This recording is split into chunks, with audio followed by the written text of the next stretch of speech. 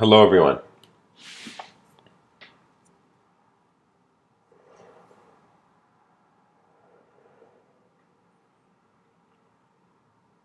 The title of today's episode, which is a live stream, is A New Sky Behind Our Eyes. For me, sentences,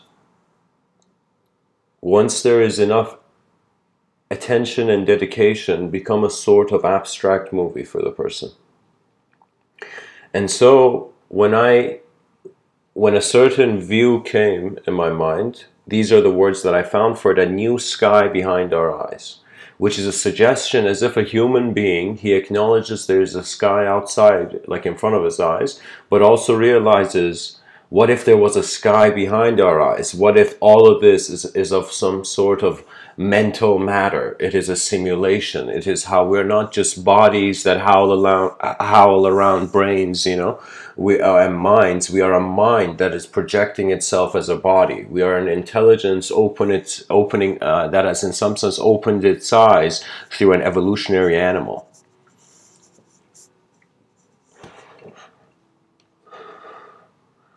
When one realizes that there is a context to any concept and that there is a sort of relationship and that there is a greater implication. So in some sense, for example, consciousness could be seen as the concept and our unconscious can be seen as the context. So in some sense, when we look at this world, we cannot ignore that all our knowledge is floating on a rock in the middle of the unknown, in the middle of nowhere. And when we look at the word nowhere, we see we are now here, as if when we try to infinitely imagine the future, we see that it takes us nowhere. When we try to infinitely imagine the past, it takes us nowhere. So we realize our certainty for a sense of decision making is originating out of a present awareness. So this requires every human being to, in some sense, master their presence. And, you know, this is a very interesting concept because your presence, it has to do with how you are being rather than what you are doing. And in some sense, this can be said that it's kind of a mindfulness where, let's say, while you're doing things, you know, not everybody can be, you know, like go to the Himalayas in a cave. So you in some sense have to bring the Himalayan cave to yourself. You have to in some sense become an observer of your movement and kind of learn from like at first you learn from teachers. You know, at first people need somebody outside themselves to say, hey guys, this idea exists, you know. But then the person will realize their greatest teacher is actually their moment of being. And how every moment is being your mind. So many people don't realize this. And in some sense, we can say we are a unique animal because compared to all the other animals on this planet, we have a sense of awareness to our mortality.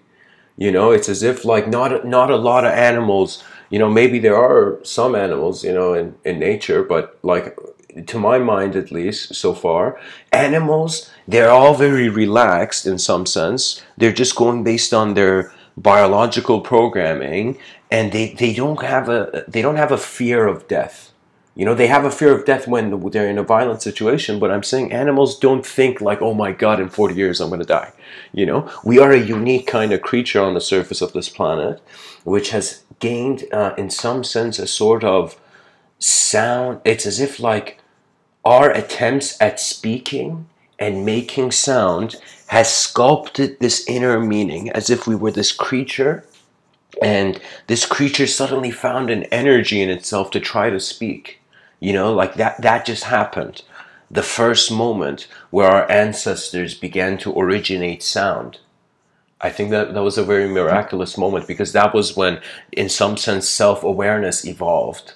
You see, it's as if the creature first opened its eyes and it separated itself from the world to acknowledge that it is in a world. Now it has perfected its separation to a point where we have built spaceships and we're going to other planets, you know?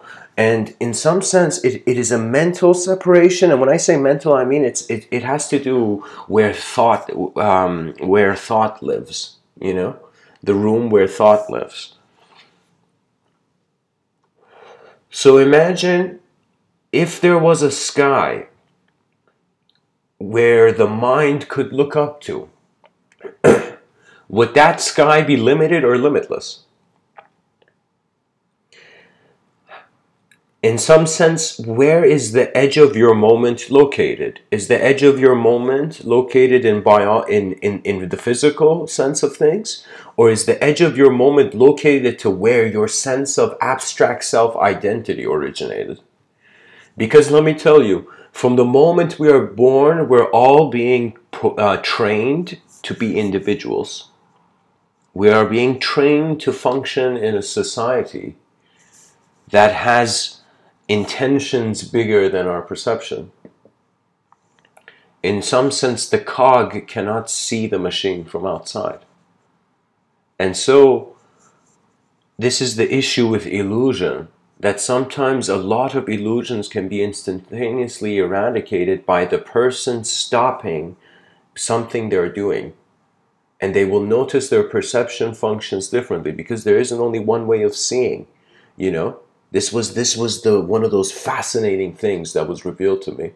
It was revealed through, just you can say, just like the nature of my karmic structure. That means how life approached me, showed me that my beliefs were semi-relevant to its intelligence. So I saw, I in some sense gained a sense of awareness to a way of existence that was not self-limiting. And in that state, there was a sort of limitless imagination running wild. And that limitless imagination, it occupied me for some time, but this is where I realized, and I developed this concept called the pilots of consciousness. The pilots of consciousness are beings that are flying beyond the clouds of language and beyond the clouds of image to, in some sense, in quotations, self-realize their real eyes. The mind's presence is fascinating because your physical eyes can look at one location, but your mind has access to many locations at once. Many things can be visualized. You can look at a cup and visualize, you know, oh, that same cup, like copy pasted right beside that cup. Even though physically nothing's happening, that cup is on the table, but the mind seems to have some sort of drawing board. This drawing board, I was trying to, in some sense, you know, even though I don't think this is a word, but metaphorize it. I was trying to metaphorize something, in some sense trying to bring it closer to reality. And how can I tell you? I realized thoughts are dynamic. This was the first hint I got, that my thoughts aren't always there. As I move and change in this world, so does the internal world move and change. This was a very profound thing, because I realized what I think is the world is a momentary thinking thing. It's a momentary how my energy is, brain chemistry is, attention is, my sense of what my story of life is becoming and is, you know? So in some sense, spirituality is not some kind of hocus pocus spooky, you know, kind of game. Spirituality is a creature realizing that they are mortal. Realizing that this body will walk around here for 80 to 100 years, you know, something like that, or whatever amount. And when you realize your mortality, shyness dies, timidness dies. You realize you're a mortal creature. But anarchy doesn't come about. Anarchy is when a person was really scared, and then they saw the inevitable, and their fear is just causing them to do anarchy. It's as if they are possessed by their fear of the future. That's the problem with anarchy. Because of the fear of the future gives a permission for the person to be chaotic. So you can say your life can be classified into chaotic moments and ordered moments. The moments where you are further away from your sincere self, like how your natural self, chaos will ensue, and that chaos, it's as if you can always reinterpret it, and you can always like watch it, and you can always also change your perception. And this is a very easy thing. What it means is that when chaos comes, realize that chaos and order are codependent concepts. That means if there is something chaotic happening, the opposite can also happen, right? And in some sense, what it means is if there's darkness, there is light. Without light, we can't tell. We can't distinguish the darkness. So this is realizing the concept of duality. I'm pretty sure in academia it has different terms, but it's just a sort of natural law of opposites. And what it means is that you will suddenly realize every depressed thought you've had, in that very moment where you were having that depressed thought, you could have also had any other thought. So you begin to see that it is a choice of where you want to be in your mind that suggests how you feel about physical reality.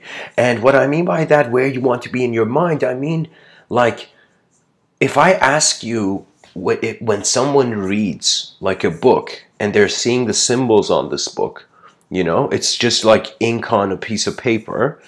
Where is the meaning? And the meaning is being generated by the reader. So the reader is bringing its own intelligence into non-intelligent phenomena and in some sense having an intelligent experience of it. So we are, in some sense, our own energy source, our own inspiration source. So one has to study, in some sense, how they decided to exist. And in studying this, you'll suddenly wake up to this fact that you can change your life in two ways. Either physically changing it, or changing the world. You either change the world you see, or you change the one seeing the world. There we go. That's what I mean. That's what the law of opposites, in some sense, tries to communicate.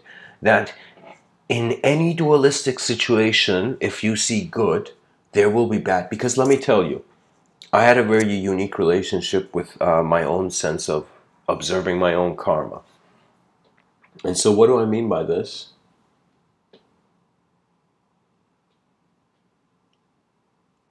I mean that I remember when I was young, I heard this story. It was the story of this old man. Not this old man, but this man who, like, one day his horse runs away. His horse, like he had a good horse, you know, runs away. And his neighbors come up to this man and they're like, oh my God, man, your horse ran away. That's such bad luck. You know, I'm sorry, man. I'm sorry for you. That's such bad luck. Your horse ran away. And then the guy looks at, like, you know, all those neighbors who came and told him he has bad luck. And he says, maybe. How do you know? You know, maybe. And so that's when the neighbors are like, what do you mean maybe? It's like, it's obvious, but anyways, man, you know, we'll see you later. You know.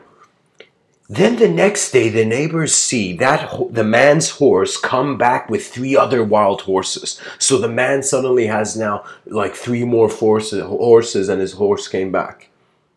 And so the neighbors get shocked, as if they're like, what the fuck? And the neighbors go up to the man and they're like, oh my God, man, you're very lucky. You are like, this is divine. This is like some sort of the gods are smiling upon you. The gods are smiling upon you. You're very lucky, man. You got 4, like you have like your horseback, and anyways, whatever, right? And so the old man, you know, I'll make him old, you know, because usually wisdom stories have an old man in it. But the guy looks at the neighbors and says, how do you know? How do you know it is divine luck? How do you know it's good luck? And he says maybe. He gives this answer like maybe. And so the neighbors are like, oh man, this guy's crazy. The neighbors leave. The next day, his son is riding one of the horses and falls down and breaks his leg in a tragic way. The neighbors come again to the man and they're like, oh my God, you're unlucky, man. Your son just got his leg destroyed, you know? And this is where the guy says the same answer. He says, how do you know? Maybe. And then the next day what happens is the recruitment officer for like the war at the time comes by, you know, for the army, and says, we're looking for young soldiers. So the recruitment officer takes everybody else's sons, and then they can't take his son because he has a broken leg.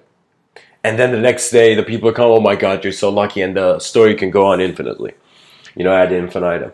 But the whole concept is that you begin to see so much good and bad happen that you will detach from the significance your mind creates when phenomena occurs. You become a sort of preferenceless witness of the moment as it moves, as it happens. And that's where you suddenly realize that you have never been a thought, but society needs thoughts to function. And so this is where, it's suddenly you no longer have a responsibility to your species as a biological being, but as the spirit and the vision of this biological being. You begin to see that there is something moving on the surface of this planet, and it's this science project where after 4 billion years, the civilization has risen to what it is today. And people are they're forgetting what mankind means, So anyways, how does this all relate to a sky behind our eyes? It relates to vision. And vision has, again, an internal, external aspect to it.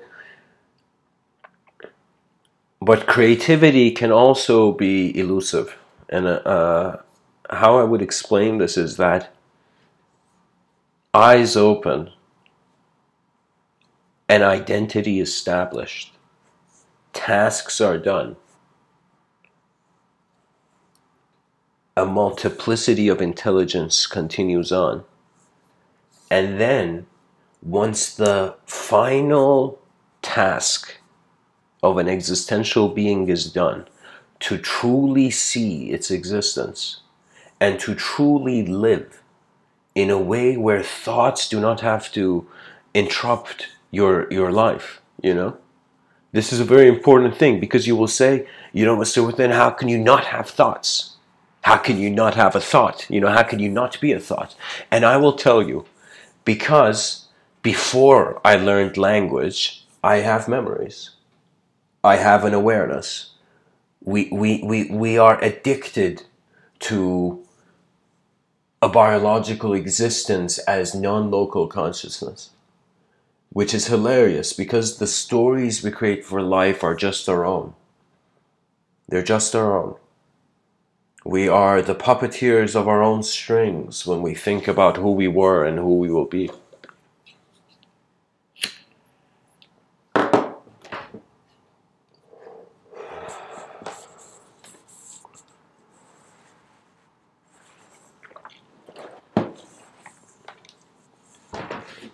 I want to focus into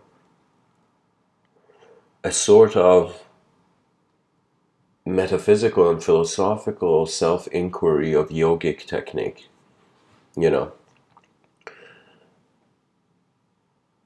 There is a certain yoga, let us say it is bhakti yoga, the yoga of devotion. And one will ask, what should I be devoted to? And many people decide they want their devotion to be a sort of ultimate truth, and religion gives them that sort of access. A religious story can be, religion is like armor for the confused soul. Not for the confused soul, for the lost soul. But its aim is to bring a sort of familiarity. So a certain yoga is a yoga of a devotion to truth, which translates as a remembrance. You remember eternity. This is seldom said. And how you remember eternity is by, in devotion, in bhakti yoga, it's a path of surrender. So how can I tell you? Many people think religion is trying to submit them to brainwashing or of some sort. For me, you can only get brainwashed, if you think you're a brain. That means the eyes of man, some things they have free will in, some things they don't. And while they have a sort of limited freedom, a limitless free will in a sort of, while they have a limited freedom in a sort of limitless non-freedom, that means like I don't decide which way the Earth orbits, the Earth decides that.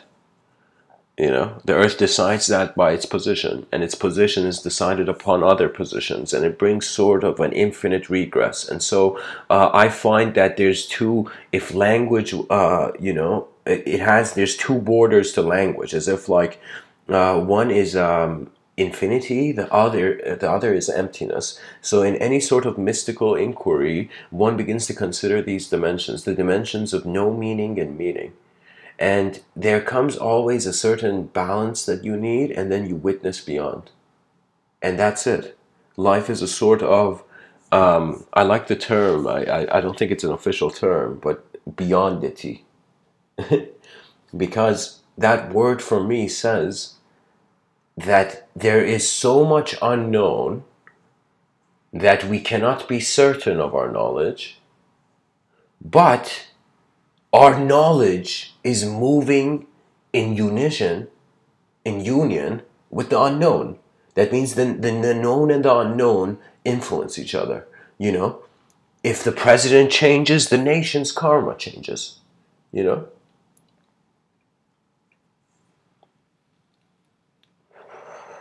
In the path of devotion, one comes to a moment of preferenceless sincerity where they will not want to do anything and they are just still and silent, and then inspiration comes like a butterfly that lands on the shoulder of a mystic. And what I mean by this is that there's okay, let's say it like this. In quantum physics, there's the idea things can be seen as a wave, things can be seen as a particle, you know? So you have to approach life in a way where you are a particle, but you have to also acknowledge there's a way where things happen in waves. And what I mean by waves is a sense of cyclical and rhythmic way that existence and experience happens. You know, there is a rhythm to experience. Seldom it is realized because everybody wants to be unique, so they don't pay attention to the patterns, you know? This rhythmic sense is very closely tied to intuition. And what that means is that, I guess I should explain intuition. In ancient times, let us say, in the times of Heraclitus, Socrates, you know, Plato, and many of them. And okay, so many people, many historic people on the planet, they've had a sort of inspiration, but they've acknowledged this inspiration as the logos. And you know, some people may comment me on this, but for me, the logos is like the mind of the universe at work, you know. And people popping out of nowhere is kind of like the universe having thoughts, you know. So anyways, many great people in history, they've been inspired, many talented people have been inspired by an inner guiding voice, you know, and they've put different masks on it. You know, for example, Friedrich Nietzsche called it a demon, you know. Socrates,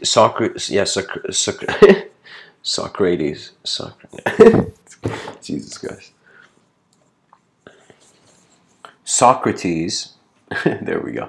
Socrates called it the inner oracle, as if there was an inner oracle that in every moment of his life would provide a sort of intuitive authorization of his continuation. So he had a sort of inner knowing before his outer knowing. And that was very phenomenal because Socrates, there's a picture of him where they have brought poison for him as if he was condemned in court and that was the punishment. And when he was drinking poison, the picture is so profound. Gosh, in the next episode, like in the next live stream, I'm going to probably dedicate a whole episode to Socrates. To Socrates. And so what it is that kinda they say Socrates in that moment where somebody brought him poison, even though the person hadn't revealed the poison, Socrates knew, and he just says, my time has come, you know, I am finally leaving this earth. And there's this epic quote he says where, oh my god, I can't remember it verbatim, but it was something like, he says to the people, he says that I don't think that me dying is me dying. I am having my greatest questions answered. You know, my greatest question answered. And that is, if there is something more, then I am a child of eternity. And if there is nothing more, then there is nothing to fear. You know, and he looks at the people at the time as if he's looking at the mortal world, you know, and he tells the guy who has the poison, he says, come forth. You know, and he says that the people in material universe, the people who condemned Socrates, they will have to continue in this material program for as long as they go, you know. And so this inner oracle is very important, because to see that inner sky requires an inner, to the power of like infinite, like how can I say it, an inner awareness, you know? So you're wondering, where is the edge of your mind again? And you discover the value of novelty.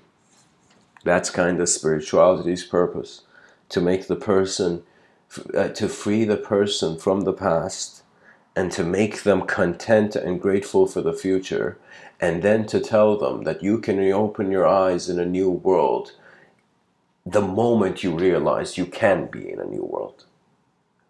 And that's a sort of kind of bodhisattva enlightened kind of thing that goes on, I find, in the mystical process, because mysticism means becoming a lover of the unknown, and to become a lover of the unknown means that you have to be willing to let go of the knowledge you have to attain the knowledge you shall find. And the knowledge you shall find can totally be different, you know, as if who you are now is so different than who you were 10 years ago, and it's as if so many experiences came and sculpted you into who you are now. They have shaped you, you know. Life is constantly reshaping every part of itself, you know.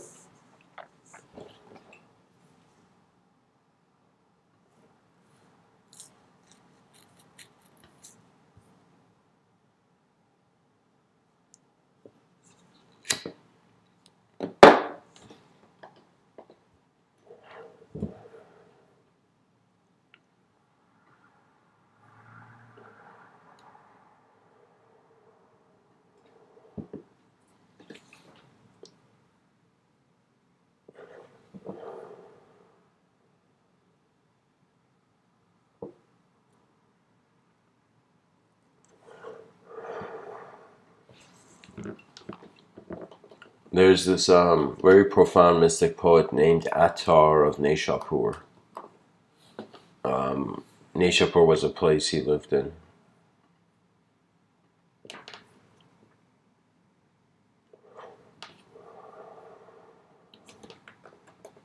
I'm just looking up some of his quotes to share. Just got a feeling. Okay, there we go.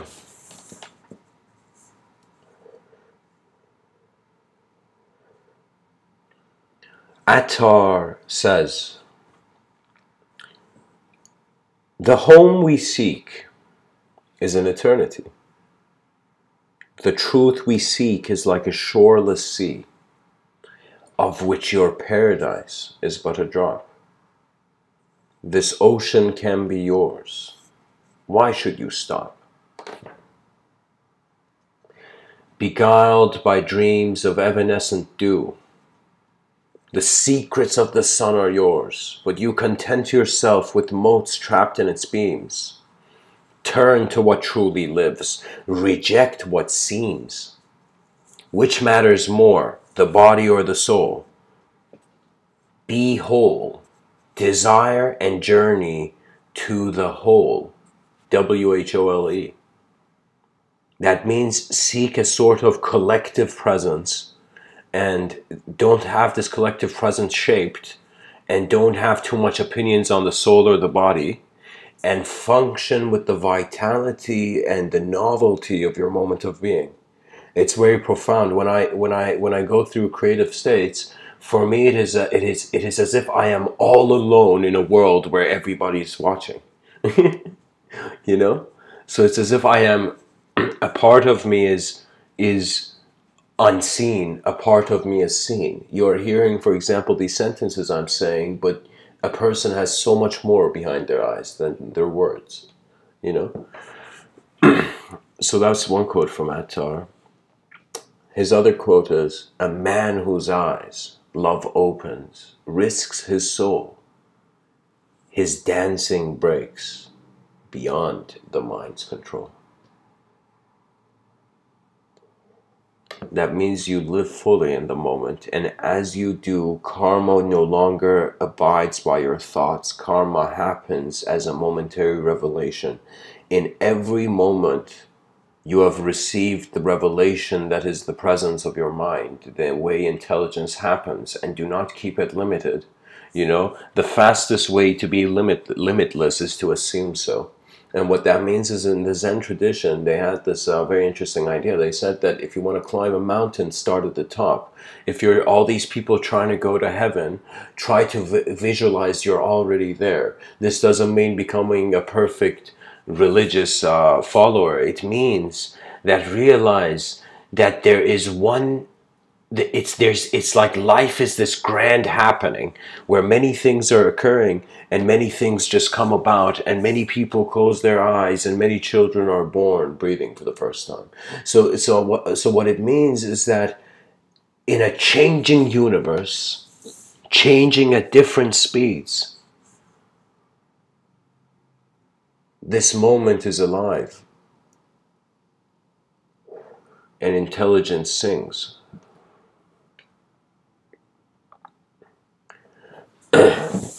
I'm going to continue. I feel kind of like I'm going through a tunnel of Attar, Farid al-Din Attar's quotes, this ancient mystic from, a couple hundred years ago. He says, the people of this world are like the three butterflies in front of a candle's flame. The first one went closer and said, I know about love. The second one touched the flame lightly with his wings and said, I know how love's fire can burn. The third one threw himself into the heart of the flame and was consumed. He alone knows what true love is. What a great sentence. So what it means, guys, is that three butterflies around a candle. First one goes close. He feels he knows the reality of that world. The world of the flame, for example. The second one goes and its wings burn, and they're like, oh my God, this truth I'm going towards can hurt. That means there will be sacrifices in the psychology of an evolving creature. And the third one threw himself into the heart of the flame and was consumed. And what that means is that you realize, because every day happens once, you go all out, but not all out physically, not just you only live once kind of party lifestyle. You begin to live with this sort of newfound fascination for how your intelligence happens. And you notice that the more you shape it, the more limited it becomes. The more you believe, if you have fixed beliefs, you're fixed in those beliefs. The world won't change, even though it will.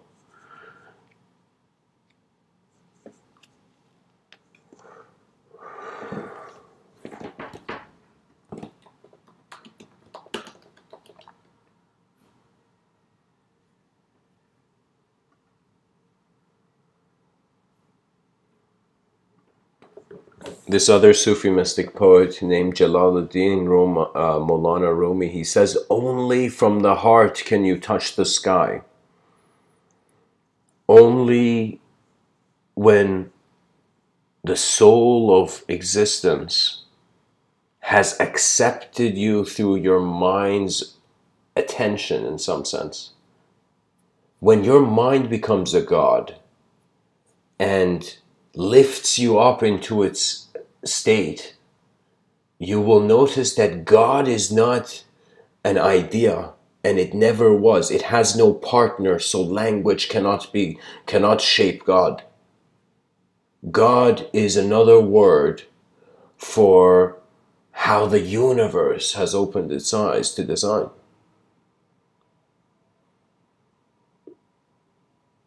This is why I say there's a war of language going on. People are fighting over concepts, which is ridiculous, but at the same time necessary, because society, I guess in some sense, is influenced by concepts.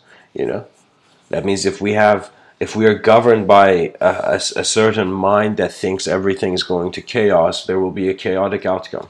If we are governed by a mind that feels everything is going to go to order, the karmic manifestation will be orderly.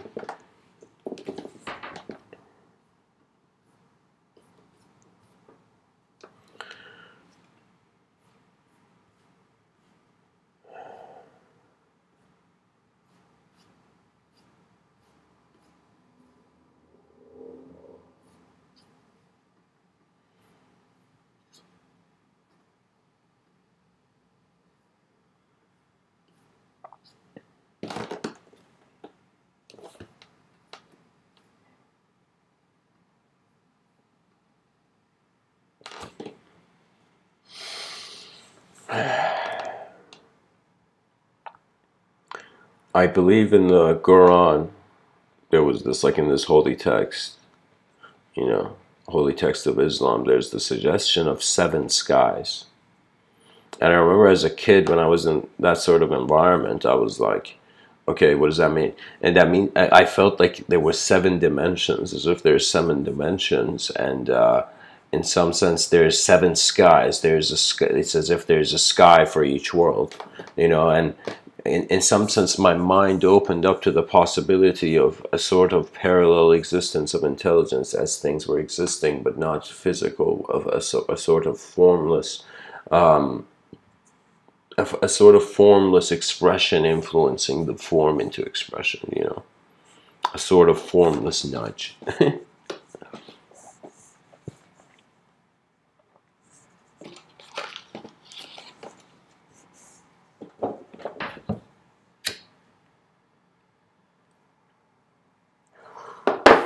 An interesting statement is, when life is a tragedy, only when you realize your eyes were closed and they could have always been open.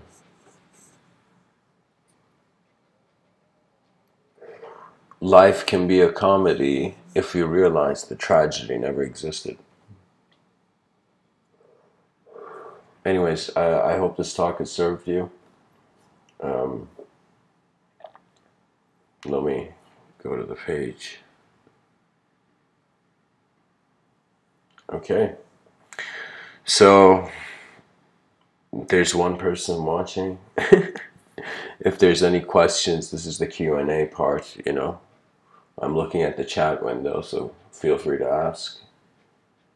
And if not, I will just, I guess, create a question, you know, try to answer a random question.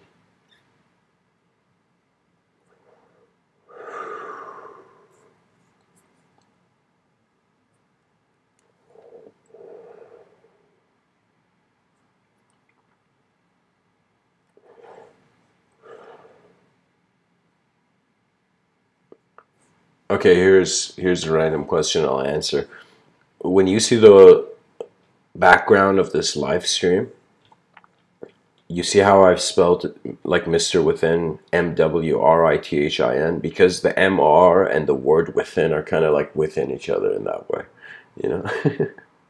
You know, I thought that might be interesting, you know, for some. Yeah. Much blessings and namaste.